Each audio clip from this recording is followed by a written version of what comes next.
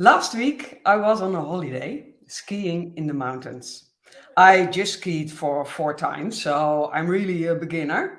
And I thought it was a good idea to take some lessons.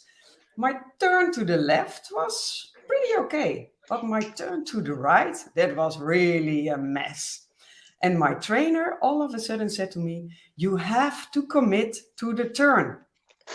If you smuggle and if you are not committed or you do things half, you can be sure you will fall." And he also said you need to practice, practice, practice every time over and over again. And this is basically also what is necessary when you are working in an agile transformation. You do not have to be the expert yet. And if you are the attic, you do not start in the basement. But you do need dedication and commitment to run that mile and to be willing to start learning. Today, we are happy to give you an introduction to our new cohort program, Drive Your People-Centric Transformation, a program that will help you build the capabilities to lead with agility. So, what is the purpose of today? We want to give you some easy steps towards becoming a thriving company. We dive into the role of leadership. We dive into how to create a culture of co-creation and how to engage the people in your organization and how to create alignment. And at the end, we have a special gift. My name is Elise Hofmeester, and I like to introduce myself by my purpose. Gather a team, set up the expedition, sail the waves, and explore beyond horizons. It's not about discovering new landscapes, but it's about seeing things in different ways. 6 years ago, I was impacted by a change in an organization I worked back then. I got a wonderful new job, but somehow there was not a fit with the work. And I could not really put a finger on it, but I was a bit restless. And exactly that moment in time, I was invited to a leadership program to explore my purpose. And there, everything fell into place. I am born to spark the human X factor and to create spaces where everyone is able to grow. I will not burden you with the whole story behind my purpose, but there are some key elements that are important for me and also in my purpose and where I want to live on and act on. That is, that it's about team, because I do not believe that we can do the things on our own anymore. It's also about trust, about giving trust and about having trust. It's also about moving forward and about sharing stories to learn from each other. After being part of a global transformation team, which lead the major agile transformation within ING, I got more and more questions from organizations who also struggled with problems in the transformation and did not really know how to approach or where to start. So I found the Twingster 3 years ago, and after that, also the Twingster Academy. And with Twingster and some partners we collaborate with, we guide organizations to find their way of working and the new ways of thinking. Think of organizations like Roche Pharmaceutical, like Erste Bank, like Sunweb, all different companies, really unique. And as every organization is unique, we help them to find their way of working based on purpose.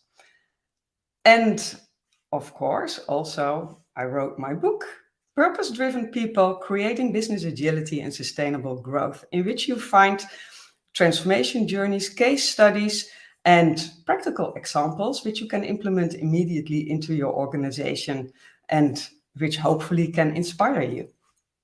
But as I already said, I'm not alone here. And I would like to introduce you to Rishita Jones, a wonderful lady with whom I started to collaborate with a few years ago. So Indeed, it's welcome, Rishita, on stage. thank you. Thank you so much, Elise, and welcome to you all joining us today. I'm really, really happy to be here with you. So, as Elise mentioned, I'm Rashida Jones, and I am joining you today from Amsterdam, the Netherlands, where I live with my family, my husband Richard, and my children. We've been here for 8 years now, and often when I tell people that, I always get the question, which is, so where are you from? And my answer to this question is that I am a citizen of the world. I'm from nowhere and I'm from everywhere. And I think you can see from the flags on the screen.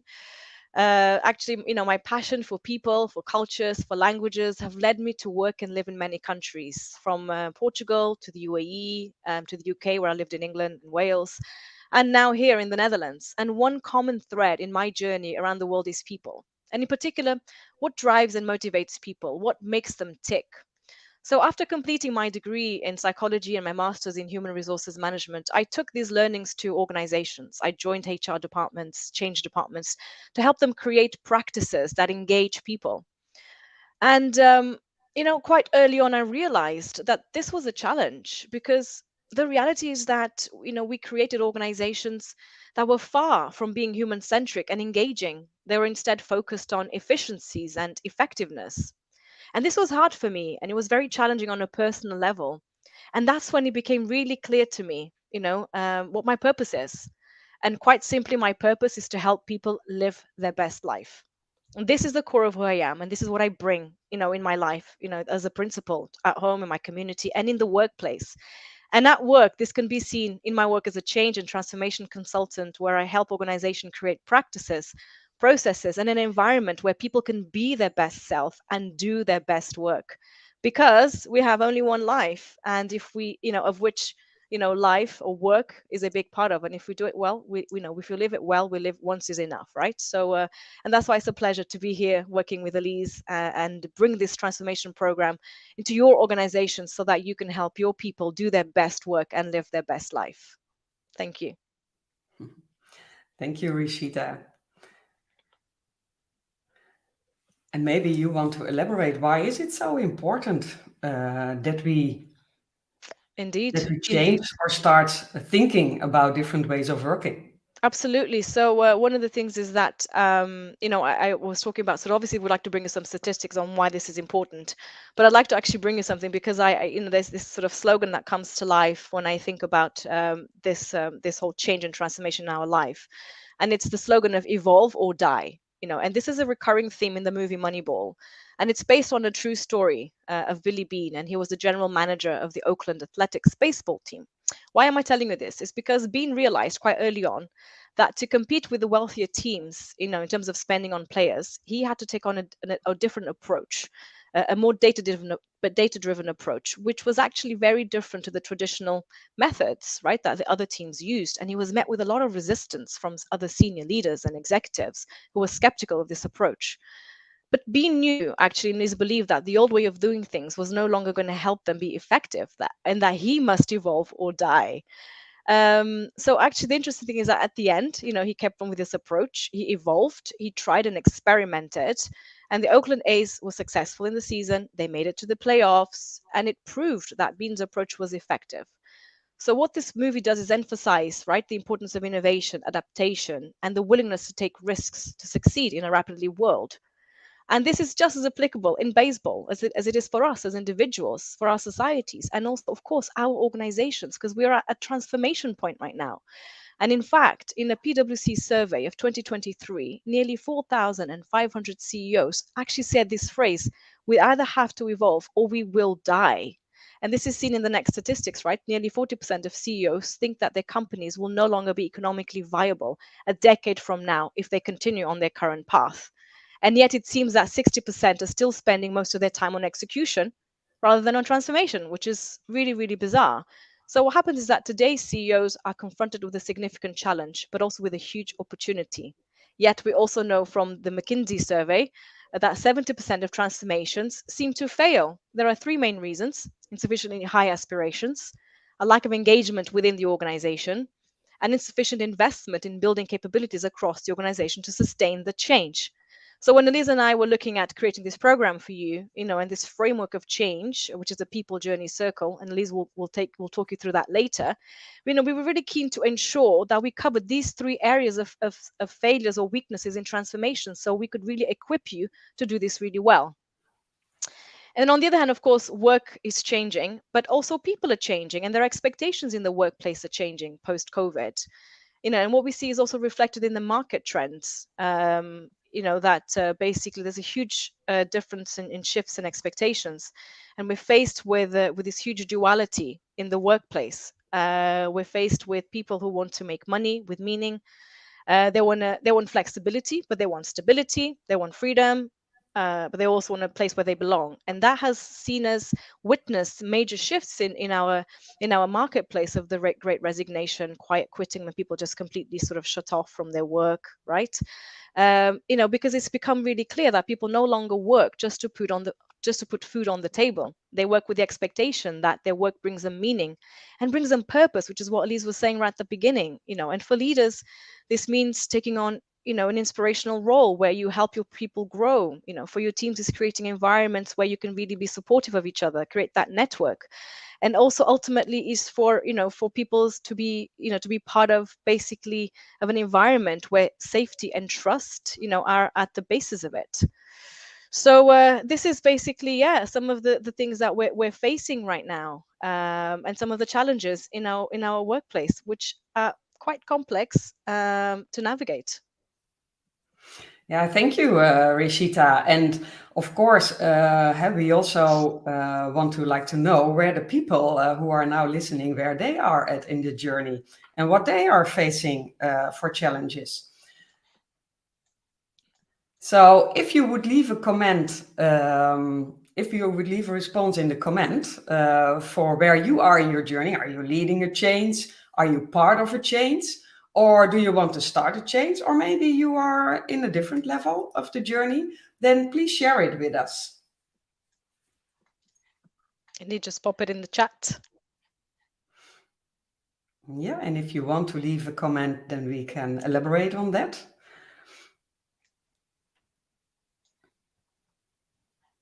And last week, we also did a poll on LinkedIn about with the question, why do most organizational transformation fail, or what are you struggling with in your organization?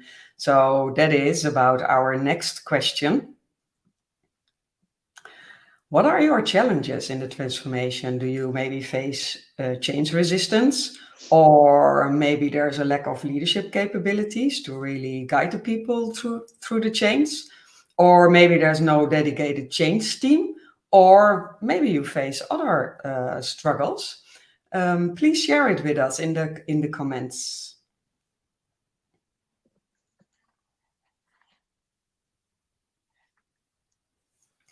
And what we saw last week is, and in the polls we did, is that change resistance and lack of leadership capabilities are really the top number 2 of the challenges in the transformation. With on the first place leadership capabilities, and the second place the change resistance. But they are closely aligned, aren't they? Absolutely, and I think what you see here, Elise, is also that it's also related to the change fatigue, actually, that we're witnessing, right? It feels like organizations have been in constant change for the past few years, and it's become even more so sort of relevant for organizations now post-COVID. So that this fatigue is also really prevalent, and it makes people resist, almost like on the front as a first response. Actually, not even resisting, but it's a response to change. And here, the leadership capability is really important, not just so much in terms of how to be change managers, but actually how do I tell this story of change to motivate people and kind of make them see this as, hey, this is for real, we need you to get on board. Yeah, and what is interesting also to see is that researchers, but also our own observations, but especially also the researchers from, for instance, Business Agility Institute, year after year, also organizations who are already in their journey towards business agility have a top 5 of challenges. And these are pretty similar as when you first start. There's also the first place, resistant to change. The second place, leadership capabilities. Difficulty scaling, silos, so how to break through the silos. And commitment, and remember, commitment to the turn, what my trainer said. It's also commitment to the transformation, because it's not always easy with all the challenges we face to stay committed to the change. So how then to shift gears from surviving to thriving? What we often see is that we human beings like to work with the visible part of change. So we like to create roadmaps, plannings, and we also love new operating models. So what you see now on this slide is that it's different kind of new operating model. So in the left corner, for instance, you see the so-called Spotify model with the tribes and the squads and the guilds. And on the right upper corner, you see, for instance, the Scrum of Scrum model. The right bottom, you see a great networking model. And on the left bottom, you see the SAFe model. But these are all the visible side of change. And what we expect is that people just follow this structure. But a structure is still a structure. And there is not really a value in the structure, in the operating model. The value comes from people who are united to a common purpose and feeling meaningful and empowered to contribute to that aspired future. So I would like to ask you to park that model for a moment and to focus on business agility. Because an agile business is not the same as business agility. Business agility is about the behaviors, about the mindset, about the values, and about the principles. And all those things bring value to the customers. And everything else, like the toolings, the methods, and the models, need to facilitate this change so that organizations gain speed and flow and achieve the purpose. Therefore, I think 4 or 5 years ago, we developed the People Journey Circle. At first glance, it's not really rocket science, is it? But in this model, we try to connect the tangible and the intangible part of change. It's based on years of experience in, first of all, reorganizations, change, and transformations. And yes, there is a difference between that, because reorganizations and change are really about changing from one structure to another structure or one system to another system. We move from A to B.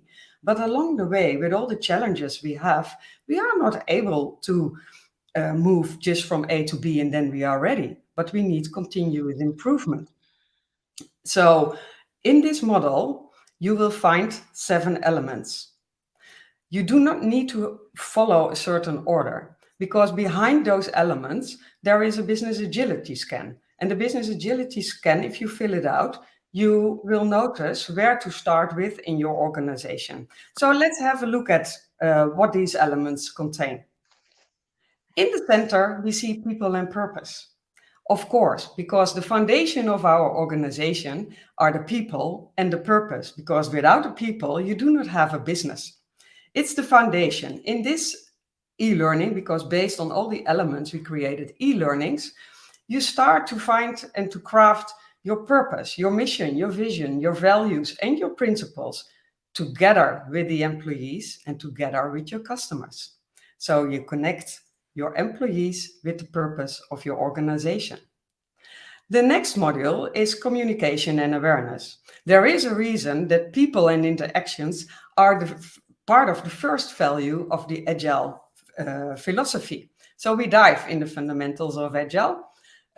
We dive into into storytelling and the power of storytelling. The impact of change. We work with the EDGAR model.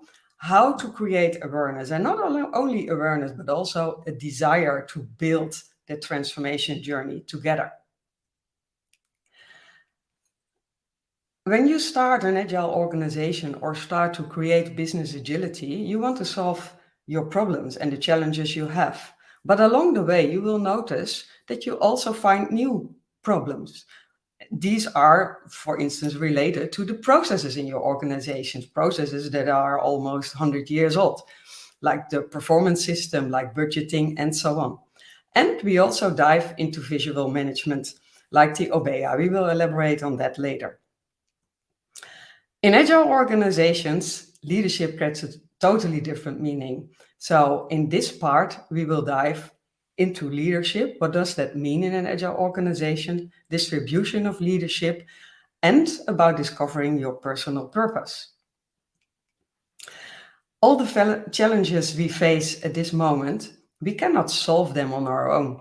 And we need more brain power to really find new solutions, different solutions. So activate the collective intelligence of the crowd, meaning also making use of diversity and inclusions to build powerful communities. Lifelong learning, that is really a must. But what if the head, our mind, is not ready? I sometimes say, then the body will not move.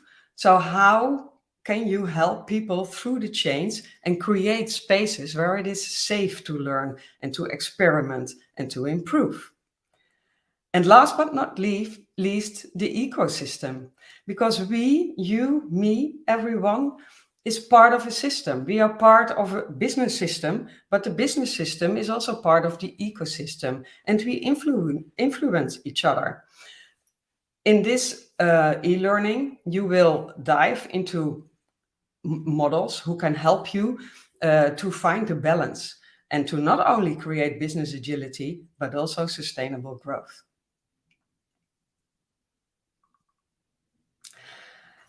There's a wealth of opportunities to learn in these e-learnings, but as of today, we also offer you a live cohort, a new program, How to Drive Your People-Centric Transformation. All the elements of the People Journey Circle come together so that you are able to follow and create your unique journey to the future of work, all based on people and purpose. We start the 28th of March, and Rishita and I will support you on your own case. But Rishita, we also wanted to share some easy steps to already get up to speed. So how can you start to thrive? Thank you, Elise. And one of the things actually to start with, quite importantly, is to, of course, put a strong leadership team in place. From experience, Elise and I think we can talk from that experience that in leading different transformation initiatives, we've come to learn that most organizations do seem to underestimate, the power of a dedicated, aligned, and committed leadership team. And perhaps you kind of ask, committed to what? And committed is important because what we mean by commitment, we mean commitment to the change. I've heard in the comments on there, like, what is the why of the change? Why are we changing? Understanding the purpose of the change, but also importantly, being able to say what will happen if we don't change. So it's really about creating this united organization, that's basically, standing by the change, owning the change, and modeling the change. So that's kind of like really important why it's important. On the other hand, we've also seen, Elise and I, that we are in organizations and there is a team, there's a leadership team that is working together. Now they know how to manage, they know how to do their work, but they don't necessarily know how to lead a change, right? To lead their teams, their organization through change. And sometimes we might not even have a true leadership team, but a group of people, a group of managers with very different agendas and ideas of what this change means, right? So we underestimate again the importance of having a strong leadership team that can lead the change and that is united, and is allowing and is giving their employees, the chance, I guess, and the space to work in a different way, that empowerment. So this is one leadership team. And I actually wanted to kind of put a caveat in here and say that there is another team as well, which we should think about having in place, which actually is also not given as much thought and intention. And that is the change team. And this is who this program is actually aimed at, is to equipping you as a change leader. And you could be from HR, from change, a people leader. It doesn't matter who you are, right? But this program will enable you to actually bring the people side of change and the process of that change together. So then you're really creating a holistic transformation program. And I think putting a change team in place is really important, and leading that with a good framework is really key. So we talked about leaders to be aligned, dedicated, committed. What about capability? I hear you ask. What is the capability thing all about? And it's a misconception to think that only employees need training, right, when it comes to change, because whether they're organizing in multidisciplinary teams or cross-functional teams, And there's also another misconception that basically, just because your role is changing as an employee, only you need a change. What about leaders? They have different roles, and as you can see by this picture, they also have different hats when it comes to helping build the change capability in their organization. So there's about three different hats. I'm going to take you in turn with each of them. The first one is a role at the enterprise-wide level. And here it's important to mention something that often also gets very little thought, which is the credibility of the sponsor, right? So you basically, to be able to be credibly talking about your change, you have to keep the big picture in mind, learn to communicate it in a way that people can connect to. That's really important. So you got to know the why. Why are we doing this? What happens if we don't do it? And be able to stand by it. But the other one is also the credibility of communication, right? Because often the sponsor is typically a senior leader or a group of leaders who have authority and influence, right, to drive this change forward. But if this sponsor has that sort of lack of credibility, it can really undermine the trust and buy-in of the people in the organization. Because so without this trust, the sponsors and the leaders' ability to lead the transformation will cause in resistance, sabotage. We've seen that as well. Which can really lead to delays. And overruns and costs money, time, effort, energy, right? And it's ultimately one of the reasons why it can, a change effort can fail. But on the other hand, a leader that is credible, can really help build momentum, create a sense of urgency and commitment around this transformation. So, and in this instance, the storytelling bit is really, really important. How are you as a leader standing there telling your story? Is it believable, right? And storytelling is definitely something we address in this program. How we can help leaders communicate a personal, compelling story that moves people. So that's enterprise-wide level. The next level we have is the team leader level. So here, this is where, a leader's role is to guide their teams through change. What we do here in our program is we use the ADKAR model for change. And the ADKAR model is a people-centric change management model. And the premise of the ADKAR model is that change takes place one individual at a time. And this is a model that's really people-centric, really driven around helping people make those changes in their environment. And quite specifically, the role of the leader here is to really ensure that they bring awareness to the reason of the change. Why are we changing? Why is this important? What happens if we don't? And then that's the A of the ATCAR. And then D is helping build that desire. So for people to say, I get this, I know what's in it for me. And yeah, I will take that step. I will cross that line and I will support this change. So that's the D for the desire. And again, we take you through this model. And then finally, we have the third and final hat the individual wears, which is the self, which actually leaders are employees themselves, right? In the way that they have a personal relationship with change. And they may not entirely also know how this change impacts them and their role, right? We're talking about giving teams more empowerment, more, giving them more self-organization. So what does that mean for me as a leader? Do I have a role at the end of this? So they also have to, they also have a relationship. So for you also, if you're leading your people through change, and in this program actually will help you think about how do you also map out where leaders are themselves in relation to that change, and how can we help them move along as well. Change is about people ultimately, and it all impacts everyone, really separately, really differently, and really personally. So these are kind of the three different hats when it comes to leaders. And then, going in line with what I said about change is really personal, there is also something that we use, in our program, which is the change curve. And the change curve is actually really what helps what helps our leaders and organizations help people lead through the different stages that they go. This is the Kubler-Ross change curve or model, and this explains the emotional stages that individuals go through when they're faced with a significant change. Right? Originally, it's to do with loss, but actually, we realize that a lot of the same things that when we go through change, we're also losing something, right? Losing the old way of doing things. So people go through a very similar process, emotional process, when they're impacted by change. So this model, how can you use this model? And we equip you with that. You can use this model really to anticipate and manage resistance to the change, monitor progress of the change, and also help and support leaders to support their employees as they go through the different stages. And important to think about is also we've learned from experience as well, is that everyone goes through these different stages, but everyone goes through the stages differently and at different paces. So it's wrong to think, okay, tomorrow we launch this change, we communicate about it, and therefore everybody will go through it at the same time and in the same way. This is not true. Everybody will find their own way. Some of them will go forward, some of them will go backwards, some will go faster.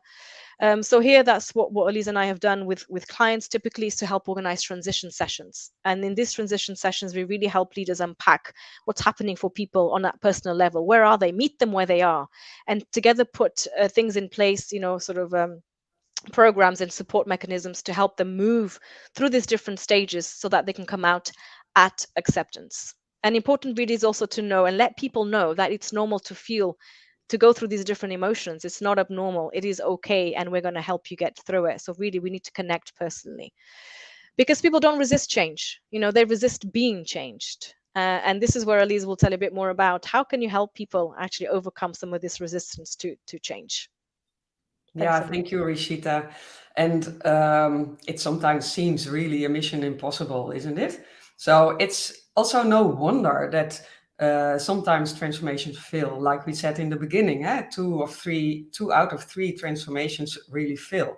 So it's important to really every time focus again of where are you? Not only where you want to go, but you need to have the big picture in mind. But you cannot just start at the end. You need to start where you are now. And this, the change curve really helps to understand where people are and how you as leaders can help them. And one of the things that is really helpful is to increase engagement is to involve people, employees, but also customers, to involve them early, already from the beginning. What we often do is we use the collective of the crowd already from the beginning when we start to develop and explore the purpose.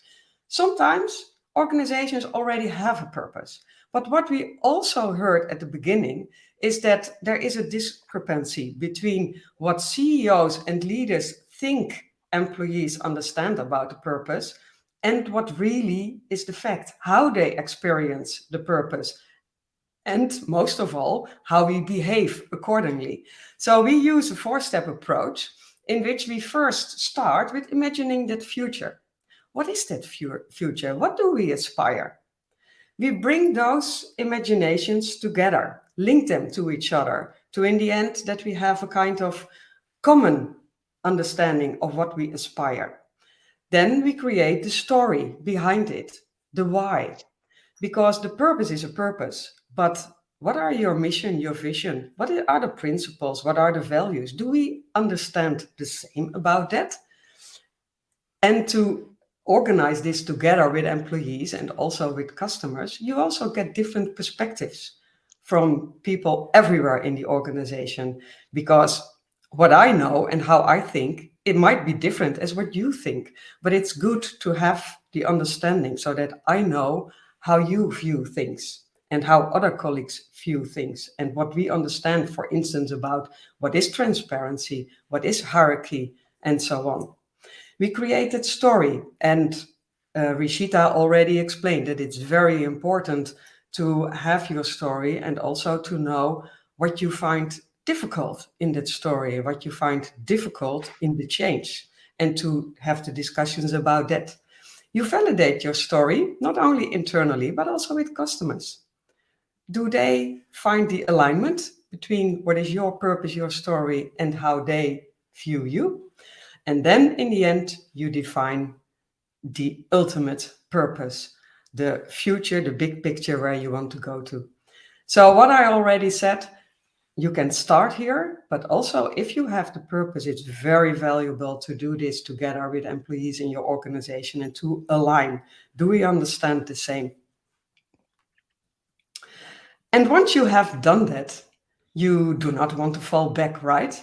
You want to build that new organization together with employees, and you want to stay connected and create aligned autonomy. Maybe you know the model from Hendrik Nieberg about aligned autonomy. And most agile organizations strive to go to the upper right corner. where a leader says, okay, we want to achieve that. This is the why and the what, but we leave the how to the people. We want to empower the organization, but we are not always there. So, what is also a nice exercise to do in your organization is to have a look at, okay, but where are we really? Am I personally really in the upper right corner, or do I sometimes behave like in the bottom right corner or the upper left corner? And there's no good or wrong in it, but it's a good exercise to do this with your team as a leadership team, but also with employees. How do they experience that, and how can you then create alignment on what you want to aspire, what you want to achieve together? Yeah, and what is necessary to change your style of leader. And another way to align people to purpose is that we also work with visual management. Maybe you know visual management, maybe you know the OBEA, but the OBEA is a big room with what is really a mirror of your organization. Because if you change the way of leading and if you want to empower people, you cannot just say you are empowered. No, you need to provide the information so that people and teams are empowered and can work on the how. But also, as a leader, you want to know, am I surviving, or is our organization thriving and successful? So, in this OBEA, you have a total overview from that purpose that you created already, the mission, the vision, the principles which can help you also in not only designing your organization, but also in your prioritization. So everything what is in your strategy and all the work what you want to work on, is it aligned to our principles? Is it aligned to our purpose? Is it aligned to our values? And of course, you first need to start. So this sounds very big, but you can start small. You can also start small with your team or with maybe 3 or 4 teams to experiment with this. Always experiment, start small, and then if you all think, okay, now we understand what it is, now we can scale and invite other people and other teams into the room. Because it is not about the OBEA. It's not about what you see here on the picture, but it's about having the dialogue together to understand what you are working on, to understand that it's also possible to work on it and that it is aligned to your purpose, but also, and that's far more important, to what your customers needs, what your customer wants, and what your employees needs. So I think we shared a lot, Rishita. So if you maybe Absolutely. want to give a recap. Sure. I think it's really clear, right? We've got there 5 steps, which you can start with tomorrow, and it's really about, hey, starting point is really clear, right? What is the purpose? What's our North Star? Is that crystal clear? Do we know where are we going and why we're doing this? Once that's in place, who's going to lead this? Who's going to lead the employees and the team, the organization through this change? We talk one about that strong sponsor leadership team, and on the other hand, that really strong transformation change team. Bring them together to create that cohesiveness, bring process and people together. And then again, people don't resist change; they resist being changed. So how can you help them feel part of it? Well, involve them, co-create with them. There's so much you can do. Once you activate the intelligence of everybody in your organization, once that's in place, create that alignment, really the aligned autonomy chart that Elise showed, like, let's create whether it's the visualization of an obey, or whether, whatever it may be, but just ensure that we all have a framework where we will have the dialogue, and we walk towards the same direction. And then basically it's really, Nike's logo, just do it, go and experiment and start small, and just dive in and see where it takes you. The mindset of agility is really, really important here, which is experimentations. Create an environment that is safe for failure, because after, when you fail, you learn. So let's flip the mindset on that. Let's fail so we can learn. And now it's up to you. What does it take to make you and your company thrive and move towards thriving with agility? Yeah. And Of course, and we give maybe already some small steps where you can start with. But for those who want to take the next step in this process, and when you want to start your own people-centric transformation, we have a special offer for you as we start our first cohort. So we are very excited about that. And the topics we cover, they are on screen, and it's also what we already explained in the People Journey Circle. It's our Twinks the Transformation journey. And we will help you develop your purpose-driven organization together with the people, together with your customers, your employees at the center. And in this program, we also have some special guests. For instance, from Roche Pharmaceutical, from Erste Bank, from Sunweb, and for KPN. And our guests share their cases and their experiences in transformations. It doesn't matter if there are very large transformations or just small. There's value in everything to share and to learn from. And in this interactive program, we will guide you through your own specific transformation case, fully customized to your own organization. So I would say, make your transformation never be the same again. And as we promised, we have a special gift. So if you yourself do not need or are not in the transformation, also not planning, maybe you knew someone else. So if you bring somebody forward, then you have the chance to get access to our free program, and that is to discover your personal purpose and start your own leadership journey.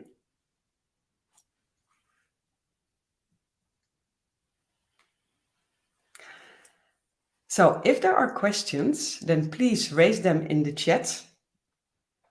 And otherwise, I would say, if there are questions afterwards, because I can imagine that if you are watching this and you think, okay, I'm not sure yet, but maybe afterwards there are other questions, then don't hesitate and connect with us. Send us a direct message or find us via our website, twinkster.com or twinksteracademy.com. And you can also always find us on LinkedIn and send us a direct message with your questions. And then we will hopefully answer them to you, that we can find the answer together and help you further.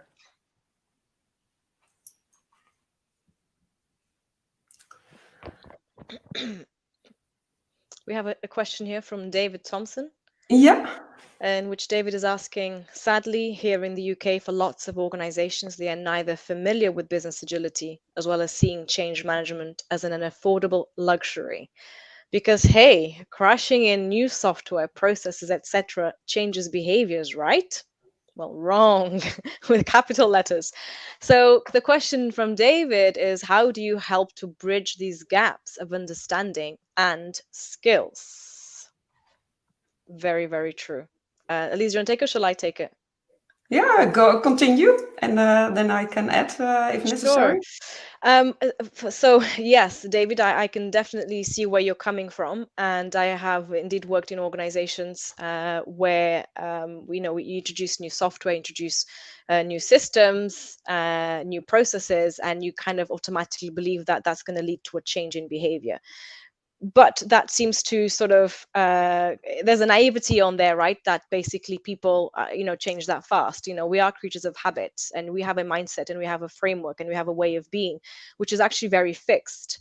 And often in organizations, we don't tend to bring the two together. So in terms of bridging the gap of understanding and skills, I mean, there are a couple of things to do. One is to think about, okay, understand, what is it, the way that people tend to work, map that process, actually understand, what is the process that people go through to do what they need to do.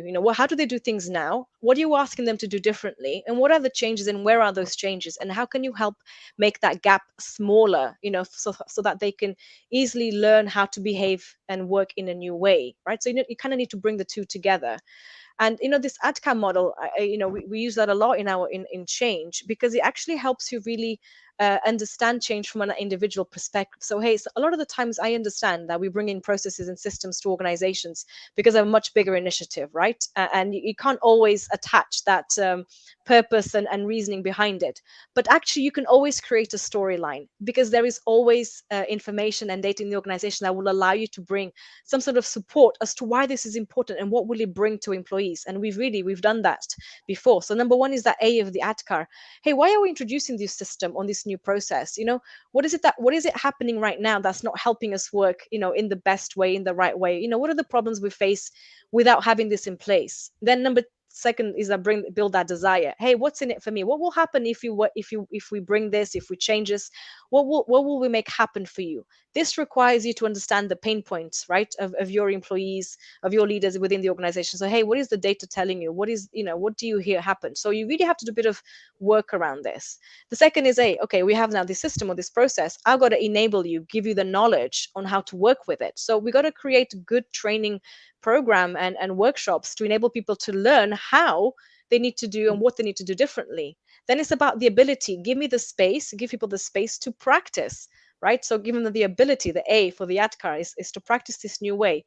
And then the final is reinforcement, and that is put some feedback loops in place, because when you change one thing, right? So when you have intended consequences, you always have unintended consequences. So what has changed as a result of the changes that you've made? And when you have that feedback loop, you can continuously reinforce the behaviors you need to put in place by continuously revising it. So this is just pardon me if it's too long, but I thought there was kind of two ways you could approach it. So that's my take on it. Yeah, and I think it's very valuable, Rishita, because these are really the elements of making the change also stick. Because along the way, you will see that sometimes you fall back. And that's okay, because we have our old behaviors, and our mindset and the things, how we worked always before. And if the pressure is high, and sometimes the pressure is high in organizations, we fall back on the things that we already know. But with what we already know, we will probably not find our way to the future. So I think the feedback loops, what you also mentioned, they are very important to make the change stick and to evaluate what you did. And if you make failures, that's okay. But learn from it and improve accordingly. And what we often see is that these feedback loops are the first ones that we skip, because a lack of time, we already have so much to do. And these are, yeah, the first ones we give up, but they are almost the most important part to really stay learning and improving. And also to understand how people in the team think about what they are doing and what help they need. Yeah. Awesome. Thanks, David.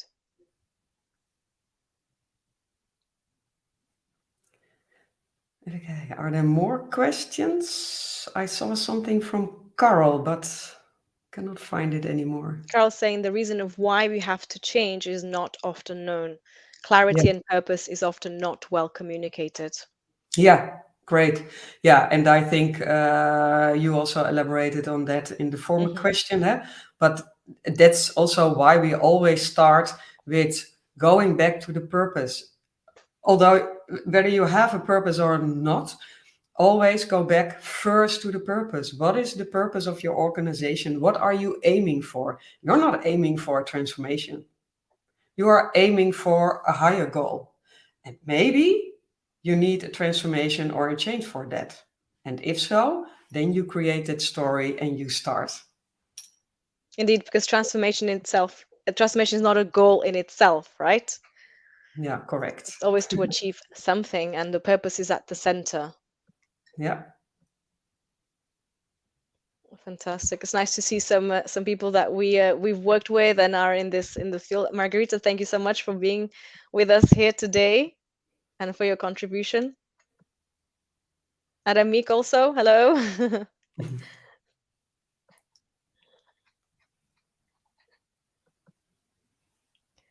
Any other questions? And again, like Elise said, I know sometimes we go away and we kind of, we think things through, and then the questions pop up, right? When you're taking that walk or running an errand, and it's like, I wonder what that was. So please, always feel free to reach out to either Elise or I, and we'll happily, have a discussion on this program, on the framework, and how we can support you in bringing a purposeful transformation to life.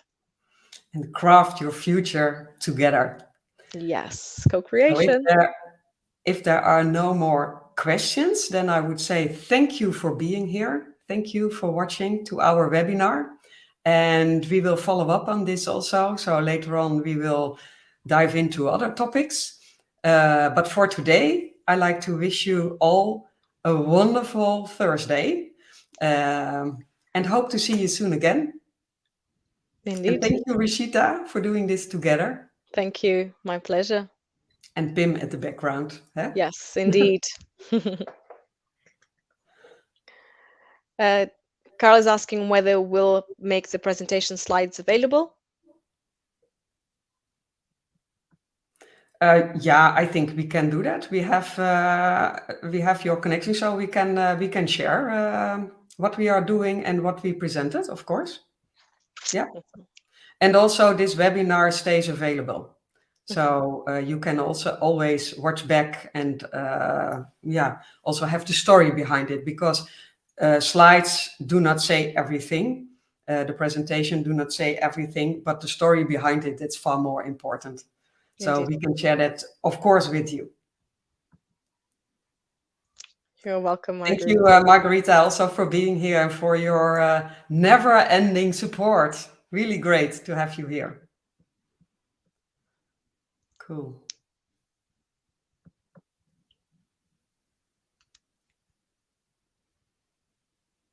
Okay, thank you. Then we end this broadcasting from LinkedIn Live. And we're out. See you next time. Thank And we're you. out. Bye-bye.